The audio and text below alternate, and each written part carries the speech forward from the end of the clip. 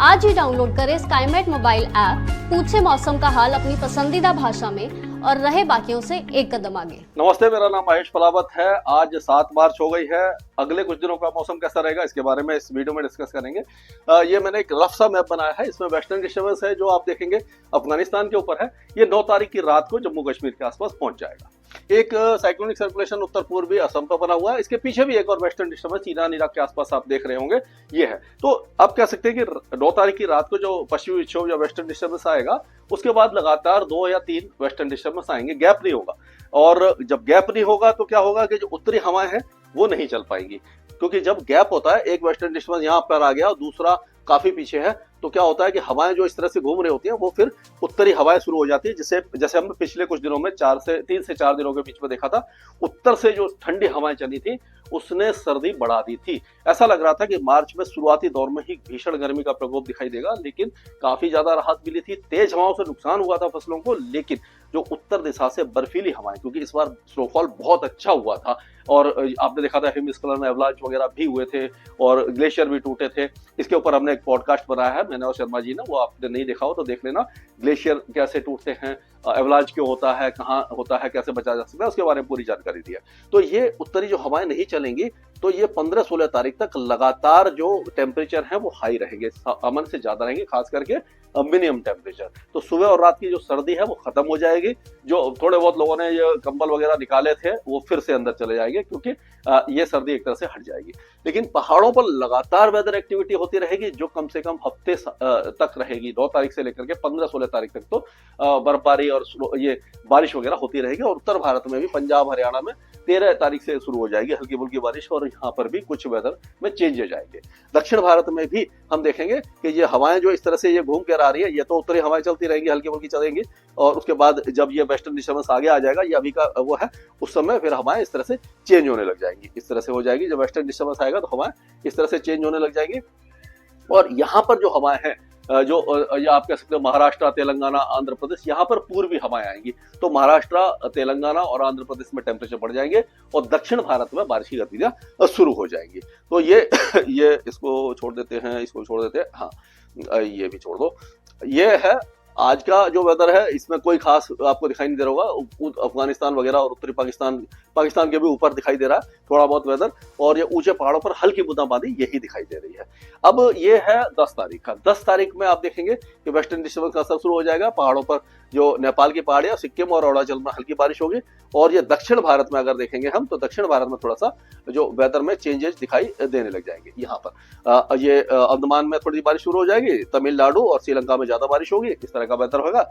और अगर इसके बाद 11 तारीख की अगर हम बात करते हैं, तो 11 तारीख में जो थोड़ा सा और चेंज आएगा, उसमें अगर देखेंगे तो आप देखिए 11 तारीख में ये दक्षिण भारत में बारिश पड़ जाएगी, पहाड़ों पर वैसा ही रहेगा। और 12 तारीख की बात करते हैं तो ये उत्तरी जो इलाके हैं, ये आपका ये उत्तरी हरियाणा, उत्तरी पंजाब, जहां पर कुछ ना कुछ वेदर एक्टिविटी हो जाएगी। अब ये एक एक राज्य के बारे में हम चलते हैं, बात करते हैं। तो अभी क्या होगा कि आज 7 तारीख है, 7, 8 और 9 तारीख को कोई वेदर एक्टिविटी दिखाई दे रही। 9 तारीख की रात में हो सकता है गिलगित बाल्टिस्तान और मुजफ्फराबाद और पाकिस्तान के ऊंचे पहाड़ों पर स्नोफॉल और बारिश शुरू हो जाए। 10, 11, 12, 13, 14, 15, 16, मतलब कि एक हफ्ते तक लगातार इन सारे इलाकों में ऊंचे पहाड़ों पर स्नोफॉल होता रहेगा। हल्के से मध्यम होगा, बहुत ज्यादा भारी नहीं होगा, और बारिश भी कई इलाकों में होती रहेगी। तो ये हम कह सकते हैं कि पहाड़ों पर एक बार फिर से मौसम में बड़ा बदलाव होगा और काफी दिनों तक रहेगा। उसी तरह से हिमाचल में भी हम देखेंगे 10 तारीख से मौसम बदलेगा और लगभग 16-17 तारीख तक, एक सप्ताह तक कुछ न कुछ मौसमी गतिविधि, ऊंचे पहाड़ों पर स्नोफॉल होता रहेगा। पहले ही स्नोफॉल हो गया और ज्यादा हो जाएगा।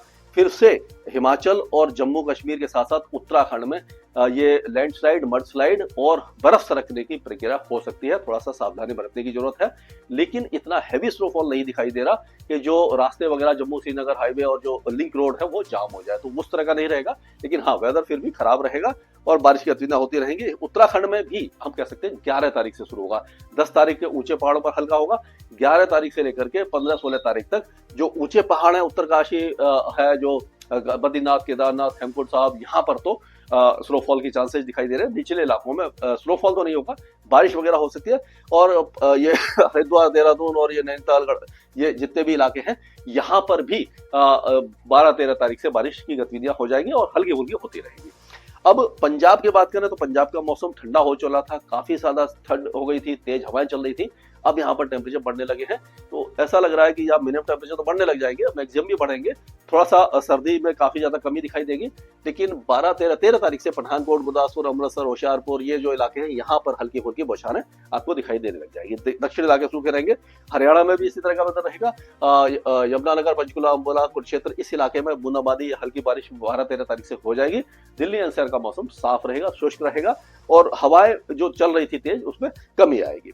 उत्तर प्रदेश पूरी तरह से साफ रहेगा, लेकिन हो सकता है सहारनपुर, बिजनौर और मुजफ्फरनगर में हल्की फुल्की बारिश की गतिविधियां 13-14 तारीख को हो जाए। बाकी इलाकों में उत्तर पश्चिमी दिशा से हवाएं जो चल रही थी वो काफी कमजोर हो जाएंगी। टेम्परेचर पूरे उत्तर प्रदेश का बढ़ेगा। बिहार, झारखंड, ये सारे इलाके भी अब टेम्परेचर में बढ़ोतरी देखेंगे। पश्चिम बंगाल में भी टेम्परेचर बढ़ेंगे, हवाएं जो उत्तर पश्चिम से चल रही थी रुक जाएंगी और जो सिक्किम है और उप हिमालय पश्चिम बंगाल में बहुत हल्की बूंदाबांदी दिखाई देगी।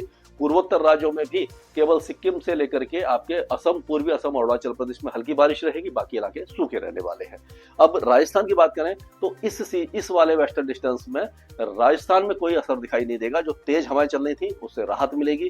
किसानों को जो मैं कह सकता हूं कि अब खेत में पानी वगैरह लगाना है, इरिगेशन करना है, कर सकते हैं, क्योंकि अब तेज हवाएं नहीं चलेंगी। अगले कई दिनों तक बहुत ज्यादा तेज हवा नहीं चलेगी, हल्की फुल्की चलती रहेगी और मौसम धीरे धीरे गर्म होने लगेगा। उसी तरह से मध्य प्रदेश और छत्तीसगढ़ के साथ साथ उड़ीसा, ये सारे इलाके सूखे रहेंगे और यहाँ पर भी तापमान बढ़ेंगे, गर्मी बढ़ जाएगी। गुजरात में जो टेम्परेचर कई जगह पर और गुजरात और राजस्थान में 10 डिग्री के नीचे मिनिमम टेम्परेचर आ गए थे, यानी कि सर्दी काफी ज्यादा बढ़ गई थी।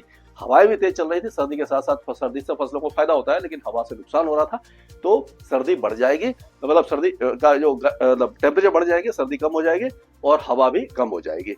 महाराष्ट्र में अब हवाएं जो है वो पूर्व दिशा से चलेंगी। जो उत्तर से आ रही थी वो अब पूर्व दिशा से चलेगी। तो अब यहाँ पर अगले 3-4 दिनों के दौरान काफी ज्यादा गर्मी हो जाएगी, भीषण गर्मी दिखाई देगी आपको। आंध्र प्रदेश साफ रहेगा, गर्म रहेगा। ये तेलंगाना और आंध्र प्रदेश, कर्नाटक में भी बारिश की संभावना नहीं है।